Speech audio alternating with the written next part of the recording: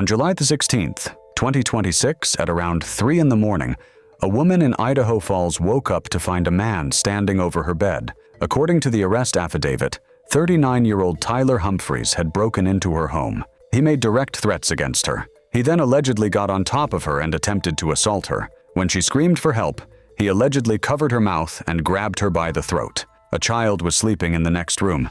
Humphries now faces 4 felony charges and up to 52.5 years in prison. But what investigators learned about his behavior after the attack, particularly his decision to return to the victim's home the very next morning, is what makes this case unlike most. The victim's identity has not been released by authorities. What police records tell us is that she was a mother living in Idaho Falls, Bonneville County, Idaho, with at least 1 child in the home at the time. The relationship between the victim and Tyler Humphries has not been publicly clarified. Law and Crime reported that the connection between the two was not immediately clear. What is clear is that Humphries was already known to law enforcement. At the time of his arrest, officers already had an outstanding warrant for him on a separate, unrelated matter. If this is your first time here, this channel covers cases like this every week. Hit that subscribe button and turn on notifications so you never miss one. According to the police report, the victim told officers she was asleep when she woke up at around 3 a.m.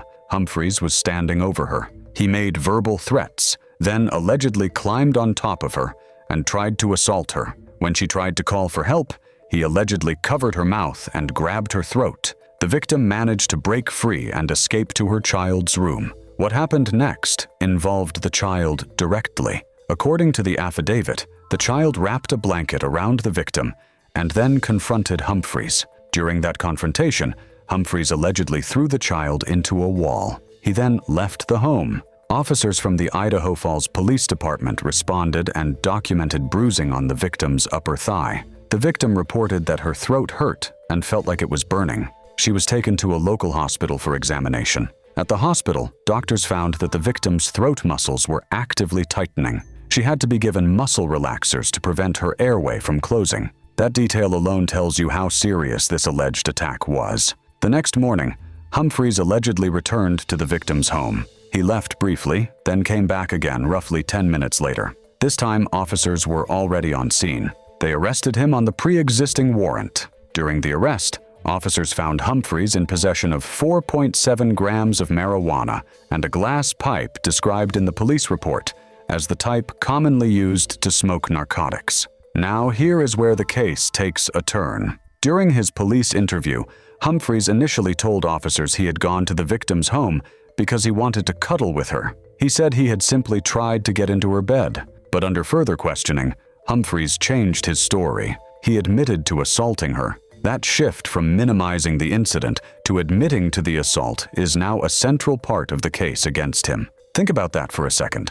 A suspect gives one version of events, then contradicts himself and admits to the crime. If you were sitting on a jury and heard both of those statements, how would you weigh that? Drop your thoughts in the comments. The evidence in this case comes from multiple angles.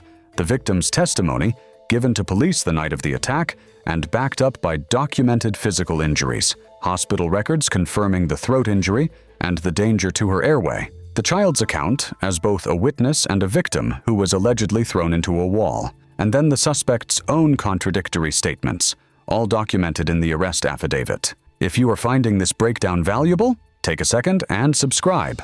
It helps the channel more than you think, and it makes sure you see the next update on this case. Tyler Humphries has been charged with 4 felonies: attempted assault in the 1st degree, attempted strangulation, domestic violence battery, and burglary. He also faces 2 misdemeanor charges, one for battery and one for possession. No bond had been posted as of the last public report. Humphries had not yet been appointed an attorney.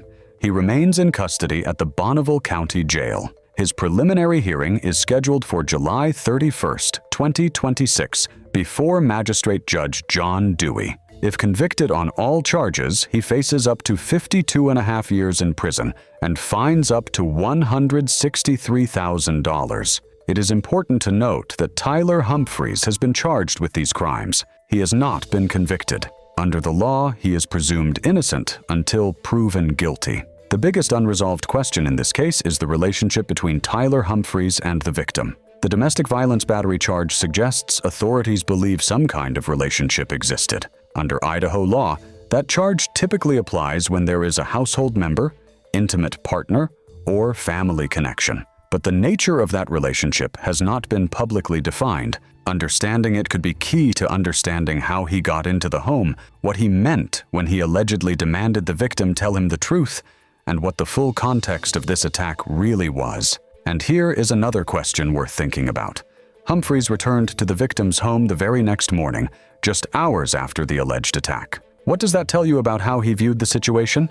Let me know in the comments. As of right now, Tyler Humphries is sitting in the Bonneville County Jail, awaiting his preliminary hearing on July 31st. He faces 4 felony charges and 2 misdemeanors. The victim survived, but the medical records show just how close this came to something far worse. Her airway was actively closing when doctors stepped in. A child witnessed the attack, confronted the suspect, and was allegedly hurt in the process. This case is still in its early stages. No trial date has been set. That is where things stand today. If you want to follow this case as it moves through the courts, make sure you are subscribed. Hit the bell so you get notified the moment we post an update. And if you know someone who follows cases like this, send them this video. We will see you in the next one. Tyler Humphries told police he just wanted to cuddle. Then he admitted to the assault. The evidence tells the rest.